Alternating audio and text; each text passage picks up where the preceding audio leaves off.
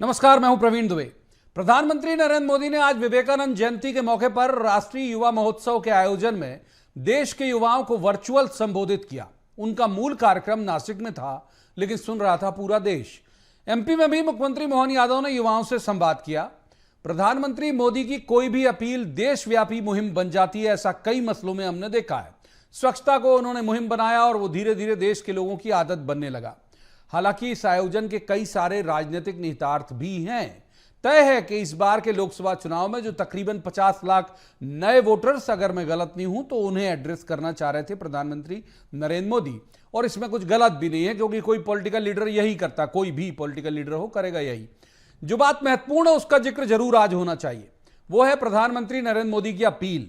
पहली appeal local product को बढ़ावा देना, और दूसरी सबसे बड़ी और महत्वपूर्ण के महिलाओं, बेटियों, बहनों के नाम से कोई अपशब्द मजाक में भी ना बोले और ना सुने, ऐसा उन्होंने युवाओं से अपील की। हमने इस लाइन को क्यों चुना आज की डिबेट के लिए, उसकी बड़ी वजह है। हालिया जारी हुई एनसीआरबी की रिपोर्ट कहती है कि महिलाओं से अश्लील हरकतें, गंदे कमेंट करने में एमपी अव्वल है। दूसरे नंबर पर जो राज्य है वहां हमसे आधे से कम मामले रजिस्टर है। 10,000 से ज्यादा मामले एमपी के हैं, तो 5,000 से कुछ ज्यादा दूसरे नंबर के राज्य तमिलनाडु में। तय बात है कि किसी भी समाज के लिए तमगा तो कतई नहीं हो सकता, तकलीफ का विषय जरूर है। यह भी तय है कि सिर्फ कानून के दम पर इसे रोका नहीं जा सकता। तो आज बात करेंगे इसी सामाजिक मसले की कि यह रुकेगा कैसे। क्या मोदी की अपील मुहिम बनेगी? इसके लिए सरकार और समाज में से कौन ज्यादा जिम्मेदार है? उस सूबे में जहां 18 साल तक मुखिया मामा संबोधन से गदगद हो, वहां यह हाल क्यों? और यह भी कि युवाओं पर नजर किस दल की सबसे ज्यादा है और युवाओं का रुझान किस दल के प्रति ज्यादा होता है। और तीसरी सबसे महत्वपूर्ण बात कि क्या युवा बाहर खड़े होकर पॉलिटिक्स की आलोचना ही करते हैं या फिर सक्रिय भागीदारी भी करते हैं।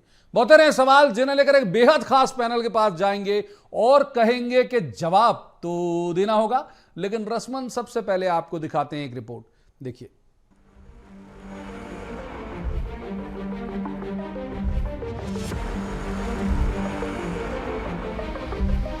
प्रधानमंत्री नरेंद्र मोदी की खासियत यही है कि यदि वे किसी लक्ष्य समूह से सियासी संवाद भी करते हैं तो ऐसा ध्वनित नहीं होता कि उसके पीछे उनकी मंशा वोट हासिल करना है। महाराष्ट्र के नासिक में राष्ट्रीय युवा महोत्सव को संबोधित करते हुए मोदी ने कहा कि लोकतंत्र में युवाओं की भागीदारी जितनी अधिक होगी, राष्ट्र का भविष्य उतना ही बेहतर होगा। युवाओं के जोश को समझते और उसे ठीक से परिभाषित करने के भाव से उन्होंने आजादी के अमृतकाल का जिक्र किया और बोले, आपके लिए सही समय है कि आप देश के इतिहास में अपना नाम दर्ज करा सकते हैं। मोदी जानते हैं कि मोदी की गारंटी, यानी जैसे ही मसला व्यक्तिगत हो जाता है लोग उनसे कनेक्ट कर जाते हैं। तो इसी भाव को आगे बढ़ाते हुए युवाओं से कनेक्ट करते हुए उन्होंने कहा कि मेरा सबसे ज्यादा भरोसा अगर किसी पर है तो वह युवाओं पर है।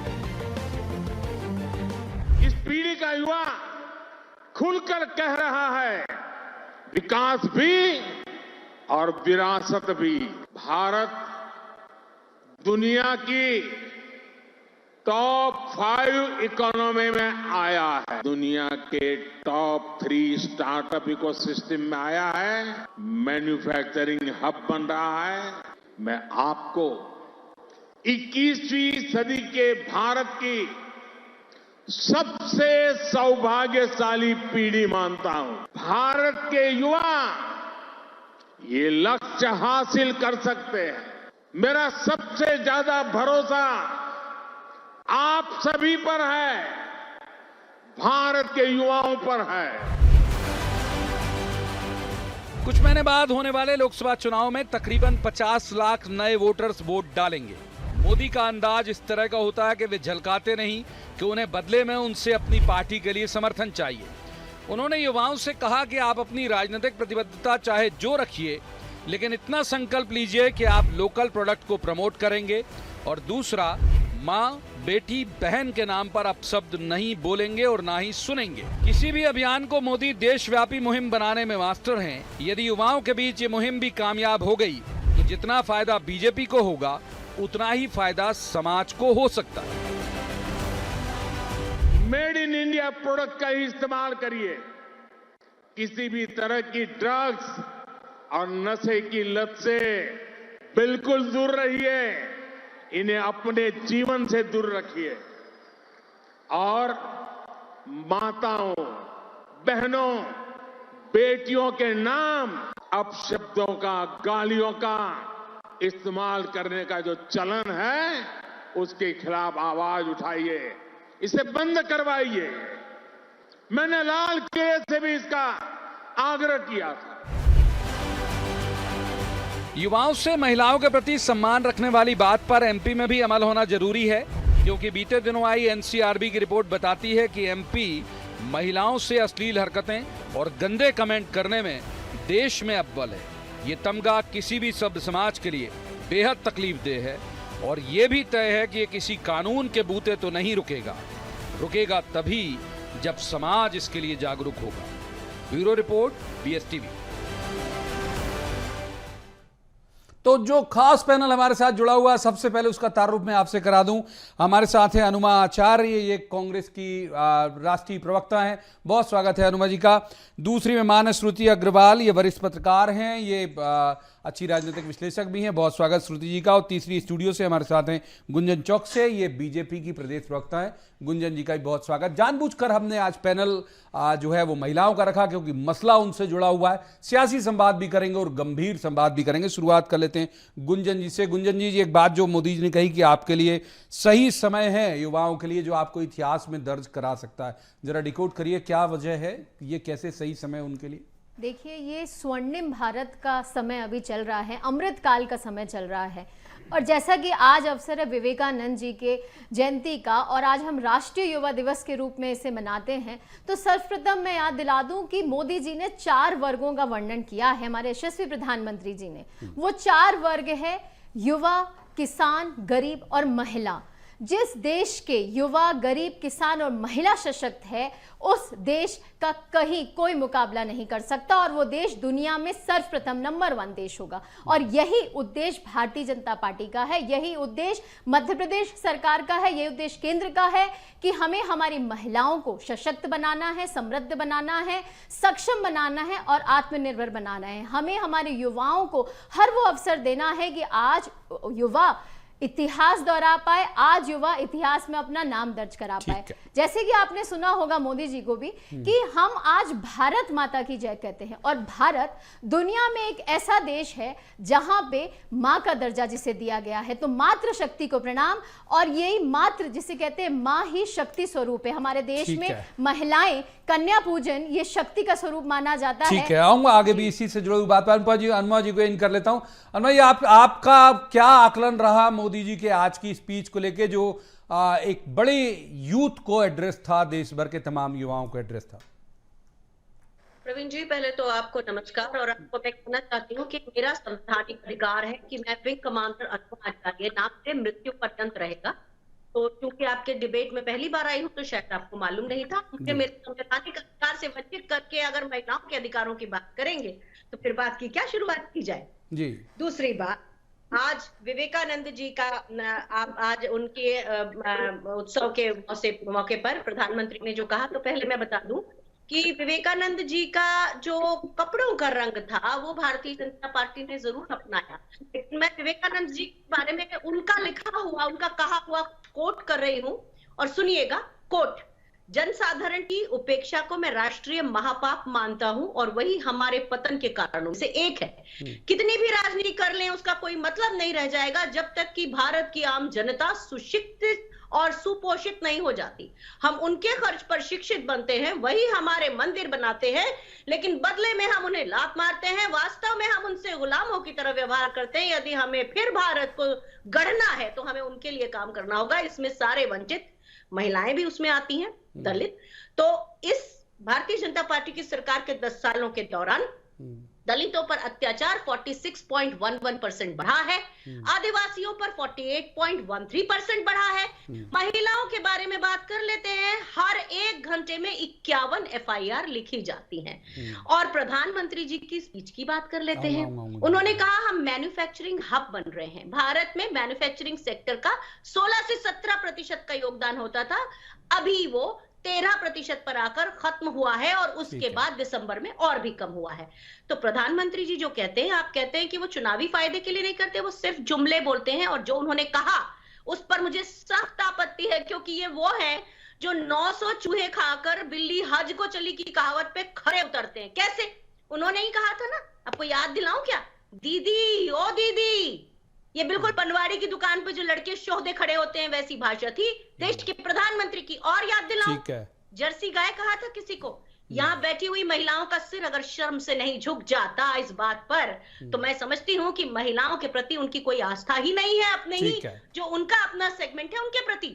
ठीक है। पहले तीसरे मेहमान को इन कर लेते हैं, मैं आऊंगा, वक्त है हमारे पास, तीसरे मेहमान को इन कर लेते हैं। वो ऐसे में फिर मैं ठीक से न्याय नहीं कर पाऊंगा तीनों के साथ। हमारे साथ श्रुति जुड़ी हुई है। श्रुति, ये जो कल जो एनसीआरबी, परसों मतलब जो एनसीआरबी के जो आंकड़े आए और जिसने एमपी को एक तमगा दिया, उस सूबे को, जिस सूबे के अभी तक जो 18 साल मुख्यमंत्री थे वो मामा कहलाते थे, उस सूबे को जो लाडली बहनों को सम्मानित करने और उन्हें आत्मनिर्भर बनाने के लिए खुद को बड़ा सगर प्रचारित करता रहा हो, उस सूबे में ऐसे आंकड़े आप कैसे देखती हो? दूसरी बात ये कि क्या सिर्फ थाने खोलने से अपराधों में कमी आ सकती है? समाज को बदलना होगा इस मसले को? प्रवीण जी, सबसे पहले तो सबसे बड़ी बात यह है कि ये लज्जाजनक भी है, शर्मनाक भी है, लेकिन सच भी है। एक कड़वा सच है कि महिलाएं सुरक्षित नहीं हैं। हम शोहदों से आसपास देखते हैं कि वह बदतमीजी करते हैं और झेल रहे हैं।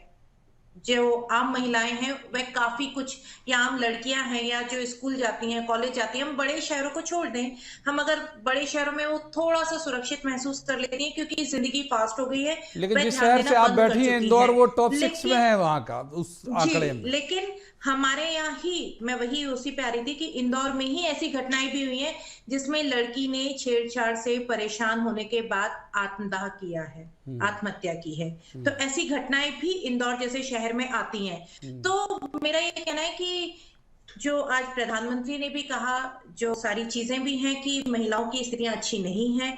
गाली गलौज में तो बहुत ही आम है। आप ओटीटी प्लेटफॉर्म से लेकर अपने खुद के घर में भी देख लेंगे तो आपको पता चलेगा कि अड़ोसी पड़ोसी कोई भी बहुत ही भद्दे तरीके से, बिना यह जाने कि 8 साल और 10 साल की बच्ची से लेकर 80 साल और 90 साल की बुजुर्ग महिला भी है, उनसे इस तरह की बदतमीजी करते हैं।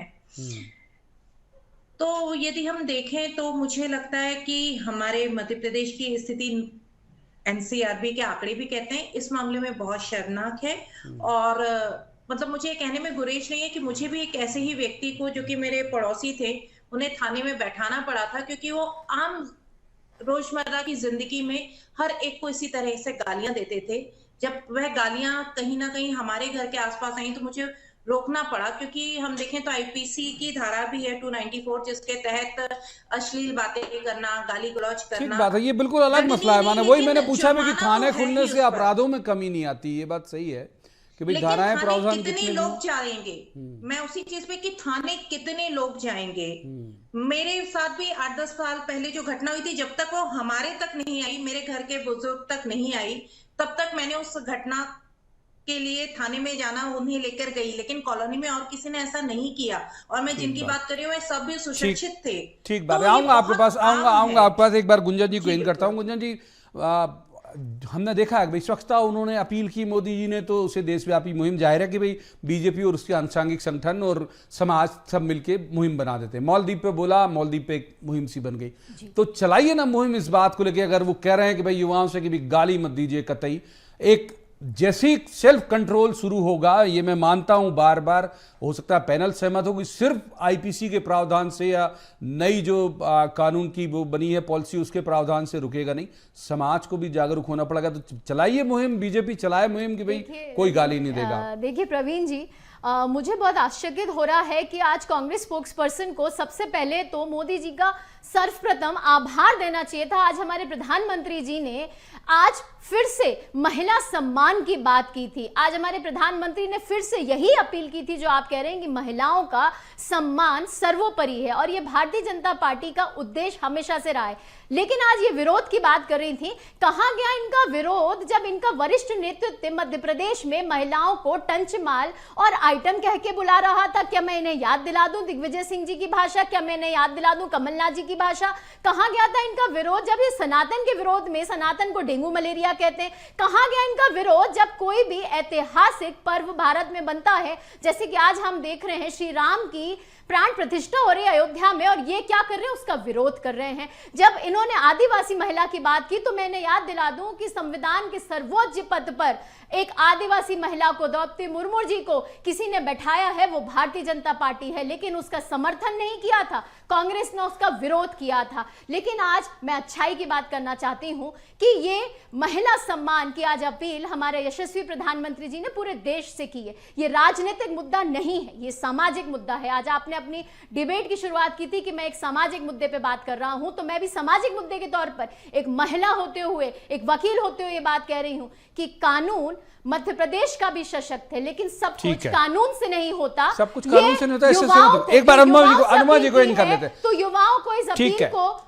ठीक है, अनुमा जी को इन कर लेते हैं। अनुमा जी, ये बात तो आप मानेंगी, बिल्कुल ठीक है, सहमत हूं मैं, अनुमा जी को इन करता हूं। एक बात तो आप जरूर, इससे मेरी सहमति जरूर रखेंगे कि किसी भी दल की सरकार हो, क्राइम अगेंस्ट विमेन एक बहुत बड़ा मसला, और खास तौर पर ये छीटाकशी करने वाला, सड़क पर चलते हुए उन पर ताने मारने वाला, उन पर कमेंट करने वाला, और कोई किसी गवर्नमेंट के कंट्रोल में नहीं है ये मामला, ये तो एक तरह का सामाजिक मसला है जिस पर गंभीरता से सोच होनी चाहिए। प्रवीण जी, आपने बोला आप तो ये मेरी बात मानेंगी, मतलब क्या आप भी बीजेपी के प्रवक्ता नहीं? नहीं, मैं कतई बीजेपी का प्रवक्ता नहीं हूं। नहीं, ये कतई मेरे बारे में, जैसे मैं आपके बारे में ठीक से नहीं जानता, शायद आप भी मेरे बारे में ठीक नहीं जानती। बहरहाल बात पूरी करिए। ये बात तो मानेंगी, जैसे मैंने पिछली बार आपकी नहीं मानी, आपकी सब बात सिरोधार्य है, लेकिन दिक्कत यह है, आपने जब ये पूछा तो मुझे लगा आप दूसरे पाले में हैं। नहीं, मैं किसी पाले में ही नहीं हूँ। जवाब दूं? बिल्कुल दीजिए। पर उपदेश कुशल बहुतेरे, जो जय आचे रही ते नर न घनेरे। प्रधानमंत्री नरेंद्र मोदी खुद उन चीजों का पालन नहीं करते जिनकी वो बात करते हैं। ये बीच में राम जन्म का मुद्दा ले आई और प्राण प्रतिष्ठा का मुद्दा ले आई, कहने लगी कि हम राजनीति थोड़े सुन लेते, गुंजन जी प्लीज सुन लेते, फिर आपकी बारी में वो बोलेंगी तो दिक्कत हो जाएगा, शोर लगेगा। हाँ बोलिए। फिर देखिए, हिंदू धर्म में जो पति के साथ और पत्नी को साथ में प्राण प्रतिष्ठा की पूजा में होना चाहिए वो नहीं हो रहा। आधे मंदिर की में प्राण प्रतिष्ठा हो रही है, तिथि कोई नहीं है, पौष मास में कुछ नहीं होता ऐसा जो आयोजन कर रहे हैं, और उस पे प्रधानमंत्री जी वहां पर जाकर खुद करेंगे, जबकि शंकराचार्यों ने इस पर आपत्ति जताई है और ये कहा है कि ऐसी कोई स्थिति नहीं है कि 22 जनवरी को किया जाए, क्यों नहीं रामनवमी को किया जाता। तो विधर्म जो भारतीय जनता पार्टी कर रही है, जो अधर्म का काम कर रही है, कांग्रेस उस अधर्म के साथ नहीं है, प्रभु के साथ राजनीति नहीं होनी चाहिए। ये उस बात का जवाब जो इन्होंने कहा था। अब एक सवाल करती हूं, आप कहते हैं सामाजिक चेतना से होगा, तो फिर आप मुझे बताइए, सुल्ली और बुल्ली डील के लोग पकड़े गए थे, उनको क्या सजा मिली जानते हैं आप? नहीं जानते होंगे, क्योंकि आप पत्रकार होने के बावजूद भी आपको फर्क नहीं पड़ता, क्योंकि वो दूसरे धर्म के लोग थे, महिलाएं तो थी। मुझे फर्क पड़ता है भाई, मुझे फर्क पड़ता है। सिंह को नहीं हटाया, वो यौन उत्पीड़न था, उसके ऊपर आरोप लगा। ये बताइए, क्या उनके ये सामाजिक चेतना पत्रकारों में आई कि आवाज उठाते? ये बताइए कि वो मणिपुर में 2 महिलाओं को निर्वस्त्र घुमाया गया था, तो जिन महामहिम राष्ट्रपति की बात कर रही थी, क्या उन महामहिम राष्ट्रपति ने कुछ बोला? क्या रेखा शर्मा जो महिला आयोग की अध्यक्ष है उन्होंने कुछ बोला? क्या स्मृति ईरानी जो महिला और बाल विकास मंत्री उन्होंने कुछ बोला? क्या वहां की राज्यपाल अनुसुईया उइके ने कुछ बोला? तो किस महिला चेतना की बात करते हैं, जब आप जानते हैं कि जब कांग्रेस की सरकार थी तो निर्भया कांड के ऊपर पूरा देश साथ में आके खड़ा हुआ था, और निर्भया का ना केवल इलाज सिंगापुर में कराया था, लेकिन जब उसकी डेड बॉडी आई थी तो प्रधानमंत्री मनमोहन सिंह और श्रीमती सोनिया गांधी दोनों वहां पर मौजूद थे। ठीक है, तो ये श्रुति जी को इन कर लेते हैं एक बार, पर्याप्त वक्त दिया आपको। सेकंड दूसरे सवाल में सामाजिक चेतना से भी पहले राजनीति लोग में जो लोग सत्ता में बैठे हैं, उन्हें महिलाओं के सामने ये उदाहरण देना होगा, झूठे कानून पास करके नहीं कि एक बिल पास कर दिया। ठीक है, उदाहरण देना होगा। एक बार श्रुति जी को इन कर लेते हैं। ठीक है, श्रुति जी को इन कर लेते हैं एक बार। श्रुति जी, जो ये दोनों पॉलिटिकल पार्टी के अपने एक अलग अलग स्टैंड है, ये बात से तो आप सहमत होंगी बेशक कि किसी भी दल की सरकार हो, ये समाज के अंदर और किसी दल और किसी कानून में ये हैसियत नहीं है अभी तक, जो जिस तरह के हालात दिख रहे हैं। आगे जो भी हो सके, अगर एक बड़ी कोई सामाजिक क्रांति आ जाए और बदलाव हो जाए कि रुक जाए, तो ये रुकेगा कैसे? आंकड़े ऐसे आते रहेंगे हर साल। अभी आप बातचीत सुनी रहे थे, आरोप प्रत्यारोप होता है, सुधार जो है वह हम नेताओं से सामाजिक रूप से एक तरीके से छोड़ ही दें कि ये एक दूसरे की गलतियां बताएंगे, ये नहीं सोचेंगे या इन दोनों में से अभी तक मुझे किसी भी तरह से ये दिशा निर्देश या किसी भी तरीके का निर्देश नहीं आया या किसी भी तरह की ये कि इस तरीके से हम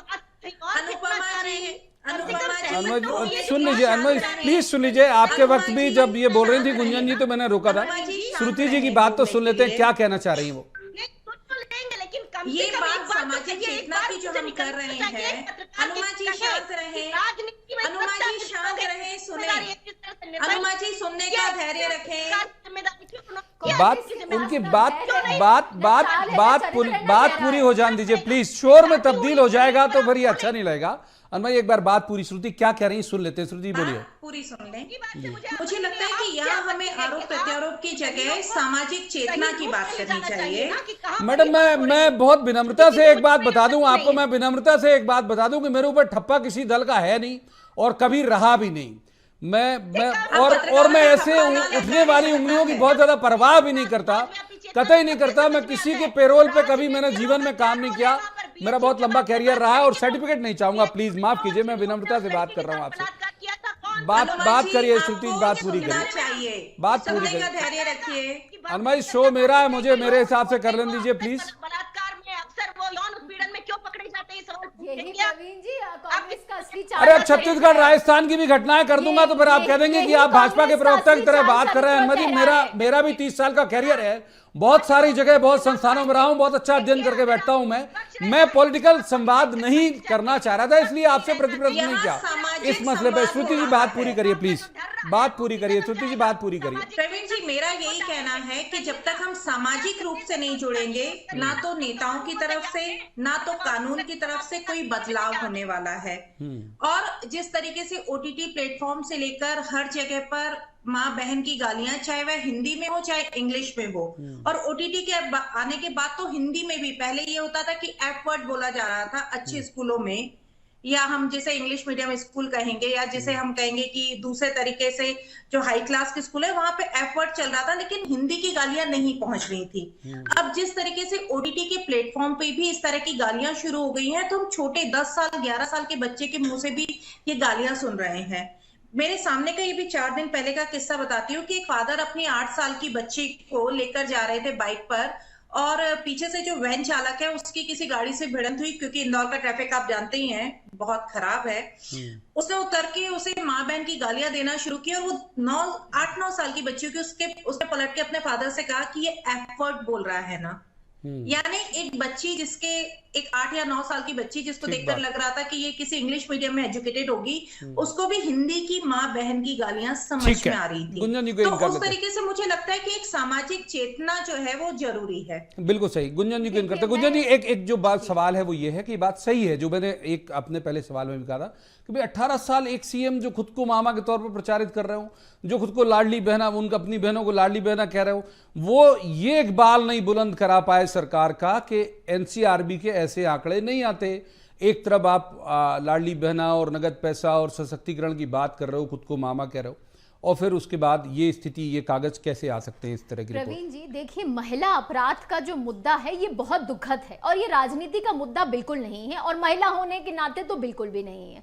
देखिए, लेकिन मध्य प्रदेश में ये पहला राज्य था देश का जहां का कानून महिलाओं को लेकर बहुत सशक्त बना हुआ है। यहाँ पे छेड़खानी के मामले में भी सजाए मौत दी गई है। और देखिए, कानून कागजों पर भी बनता है, उसकी एग्जीक्यूशन भी होता है, लेकिन साथ साथ अवेयरनेस भी जरूरी है। और वही चीज आज हमारे माननीय प्रधानमंत्री जी ने किया है। आज सामाजिक तौर पर भी प्रधानमंत्री जी ने इस मुद्दे को समाज के सामने, हमारे समाज के युवाओं के सामने लाके खड़ा किया है, और बहुत बेखौफी से उन्होंने ये बात रखी है पूरी दुनिया के सामने कि क्यों माँ और बहन की गालियों को इस्तेमाल किया जाता है। तो देखिए, कानून को सशक्त बनाना हमारा काम है, वो सरकार कर रही है। कानून के साथ साथ समाज को भी किस तरह और बेहतर तरीके से सशक्त बना सके और समृद्ध बना सके और योग्यतावान बना सके, युवाओं को किस तरीके से और अच्छी शिक्षा दे सके, अच्छे संस्कार दे सके, ये भी काम भारतीय जनता पार्टी की सरकार कर रही है। एक बार अनुमा जी को इन कर लेते हैं। अनुमा जी, ये अब सियासी संवाद कर लेते हैं, चूंकि डिरेल ही हो गया पूरा तो उस पर ही कर लेते हैं। कितने यूथ एड्रेस कर पाए होंगे आपको लगता है मोदी जी? जो नए वोटर हैं उनको कितना अपील कर गया होगा उनका आज का ये भाषण? देखिए, यहाँ पर जो सामने अपनी आंखों के वो देख रहे हैं कि हमारे देश का प्रधानमंत्री ऐसे काम कर रहा है। क्या उन्होंने योगी जी को रोका जिन्होंने एएनआई के रिपोर्टर को मां बहन की गाली दी? याद दिलाऊं क्या? तो ये याद रखिए कि जब यूथ खुद देखता है कि जो व्यक्ति कह रहा है वो खुद उस पर अमल नहीं करता, तो यूथ के ऊपर क्या इंप्रेशन पड़ेगा? अब आप कह देंगे कि वो वोट से जीत गए, तो भाई इनऑर्गेनिकली तो वो जीत रहे हैं। जीतने को इससे मत जोड़िए। मुझे बताइए कि किस बलात्कारी को ऐसी सजा मिली है कि लोग समझें कि ये काम नहीं करना है। बीएचयू के तीनों बलात्कारियों की बात तो आप जानते ही हैं, उनको कैसे यहाँ मध्य प्रदेश के चुनाव प्रचार में बुला लिया गया था, वो आपने देखा ही है। इसी तरह उज्जैन में वो बच्ची भूल गए क्या? सुन लेते हैं गुंजन जी, सुन लेते हैं उनकी बात, सुन लेते हैं पूरी। हाँ, बलात्कार हुआ और उसके बाद ओंकारेश्वर में भी हुआ।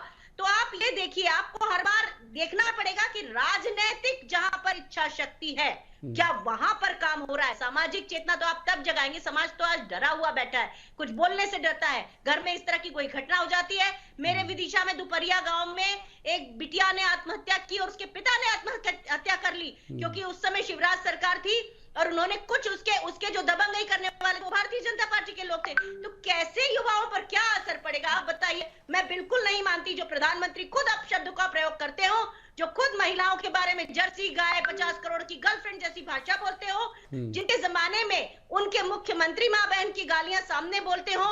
और सभी ने देखा है भारतीय जनता पार्टी किस तरह से अलग अलग तरीके से महिलाओं को अपने स्टेज एक बार श्रुति जी को इन कर लेते हैं, वक्त तेजी से हमारे हाथ से फिसल रहा है। श्रुति जी, एक सवाल एक ये भी है, यूथ जो है वो आपको लगता है कि वो इस मतलब हम देखते हैं जितने युवा है, मेरा ही पाला पड़ता है, आपका ही पड़ता होगा, गालियां बहुत देते हैं पॉलिटिकल पार्टीज को, दोनों को, सियासत को गालियां देते हैं, सब चौपट है, सब गंदा है।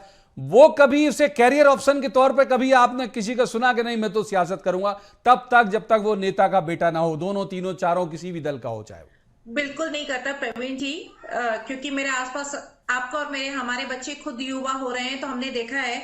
और जो बच्चे MUN में मतलब मॉडल यूनाइटेड नेशन से निकल रहे हैं, जो कि स्पीचेस की तैयारी करते हैं, जो शुरुआत में जब 8th-9th में होते हैं और बोलते हैं कि हम डेलीगेट बनेंगे, वो भी आगे चलकर जैसे ही 11th-12th में आते हैं और उन्हें समझ आती है तो वह राजनीति से दूर रहना चाहते हैं। 2 कारण है, एक तो उन्हें समझ में आता है कि बिना कोई माई बाप के राजनीति में आगे नहीं बढ़ा जा सकता, ठीक बात, तो नेताओं के बच्चे ही आगे आ रहे हैं। दूसरी सबसे बड़ी चीज ये है कि जिस तरह से पहले माँ बाप रोकते थे कि खेलकूद मत करना, उसमें कोई कैरियर नहीं है, उसी तरीके से माँ बाप भी अब यही कहते हैं कि राजनीति में मत जाना, उसमें कोई कैरियर नहीं है, तुम आगे बढ़ ही नहीं पाओगे, तुम्हें बढ़ने से पहले रोक दिया जाएगा। और फिर तीसरी तरफ देखें तो हम लोग देखेंगे कि जो युवा जोड़ते भी हैं वो कहीं ना कहीं एक बड़े होल्डिंग का हिस्सा बनके कि भैया जी को प्रणाम और भैया जी को फूल और भैया जी के जन्मदिन की शुभकामनाएं तक ही सीमित हो जाते हैं। माफ कीजिए, वक्त नहीं देता है इजाजत, वक्त बहुत जल्दी, वक्त बिल्कुल इजाजत नहीं, बिल्कुल फिसल गया। प्रधानमंत्री जी ने इस विचारधारा को भी बदलने की बात की है, ठीक है, माफ कीजिए, अपील की है कि माफ कीजिए गुंजन जी, वक्त इजाजत नहीं देता, माफ कीजिए, माफ कीजिए, वक्त इससे ज्यादा चर्चा की इजाजत नहीं देता। बहुत बहुत शुक्रिया तीनों मेहमानों का इस चर्चा में शामिल होने के लिए। लेकिन मैं फिर एक बार अपील करूंगा एक जिम्मेदार चैनल होने के नाते तमाम लोगों से जो ये देख रहे हैं कि भाई किसी भी सूरत में अपने परिवार से, सबसे पहले परिवार सबसे बड़ी इकाई है, पाठशाला सबसे बड़ी पाठशाला की इकाई जो है वो परिवार है। अपने परिवार में कम से कम युवाओं को, बच्चों को और खास तौर पर लड़कों को ये तालीम दीजिए कि महिलाओं का सम्मान करें, तब शायद असल मायने में जो अपील मोदी जी कर रहे हैं उसका वो फलीभूत हो पाएगी। आज की चर्चा में इतना ही, कल किसी खास मसले पर खास पैनल के साथ बैठकर कहेंगे, जवाब तो देना होगा। आप देखते रहिए BSTV।